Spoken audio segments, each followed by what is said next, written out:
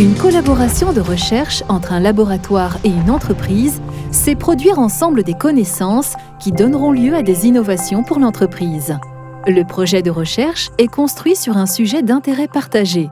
Chacune des parties apporte les ressources nécessaires à la collaboration qui se traduit par le partage de moyens investis, de connaissances, d'équipements, de ressources humaines et de financement. Cela permet au laboratoire de travailler sur des sujets proches des besoins sociétaux tout en produisant de nouvelles connaissances publiables dans des revues internationalement reconnues. Et grâce aux résultats produits, l'entreprise pourra générer des innovations et faire un retour financier aux laboratoires et aux inventeurs. Les collaborations de recherche donnent souvent lieu par la suite à des partenariats plus long terme.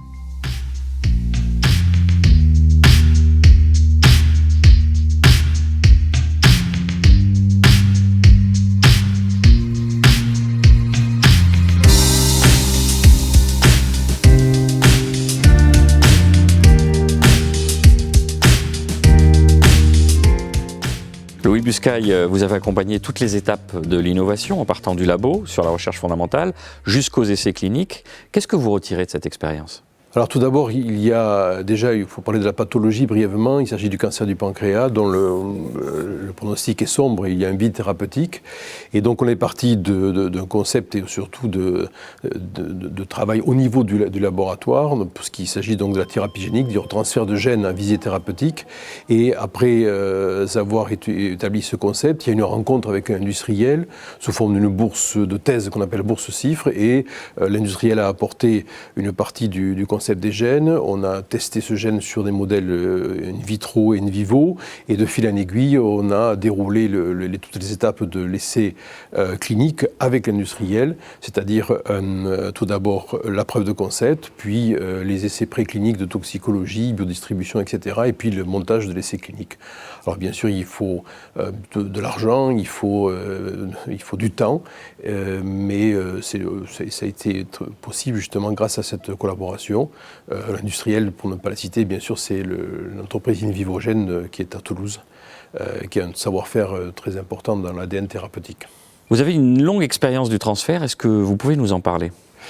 Alors le transfert, ça passe tout d'abord par une idée de transformer une recherche fondamentale ou éventuellement appliquée vers l'application clinique.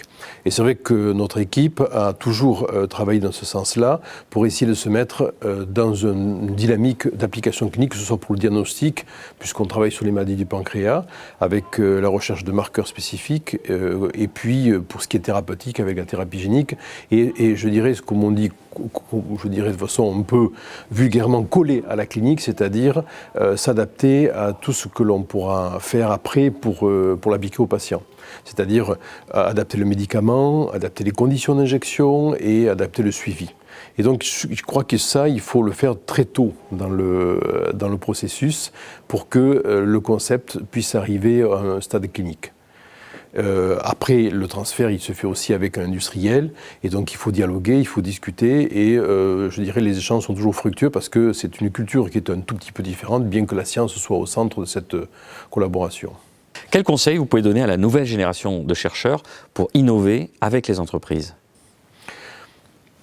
Alors, bien sûr, tout le monde a envie d'innover, de faire du transfert vers la clinique.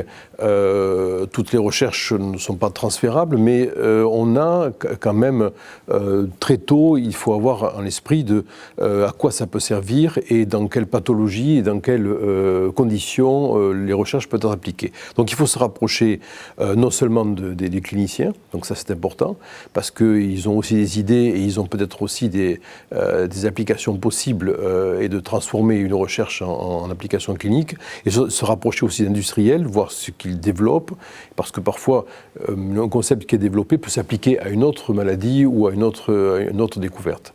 Alors c'est ce que l'on fait au niveau du centre d'investigation clinique dédié en biothérapie, où on donne aussi des conseils aux chercheurs en disant si vous avez un nouveau concept, on va vous aider à franchir toutes les étapes et donner quelques conseils pour voir qu'est-ce qu'il faut faire, ne faut pas faire, et surtout très tôt se positionner pour que les choses arrivent à bout, parce que les étapes sont compliquées. Puis si c'est un médicament, on est dans le domaine pharmaceutique.